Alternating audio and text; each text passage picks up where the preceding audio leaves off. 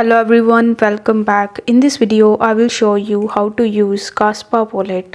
For that, you just have to launch your Kaspa Wallet and you can create your account on it if you haven't already. Now, once you have successfully created your account on Kaspa Wallet, you are going to see its homepage that will look something like this. Now on the homepage, you can see all of your transactions that you have made with it. And if you tap on this UTXOS option, then you will be able to see all of your UTXOS transactions. Now, if you want to receive Kaspa, then you will have to tap on the receive option where you are going to see this QR code.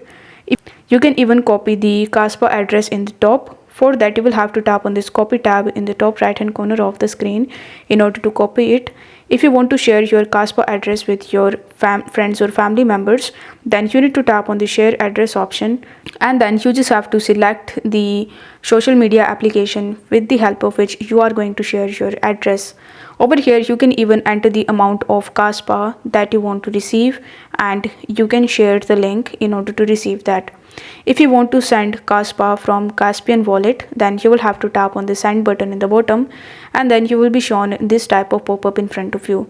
Now in the first section, you can enter the amount of Kaspa that you want to send, or if you tap on this max option, then it will automatically take all of your Kaspa, and then it will automatically take all of your Kaspa token in this section. After that, you just have to enter the email address of that particular user to whom you want to send your Kaspa token. After that, you can even enter the note if you want to.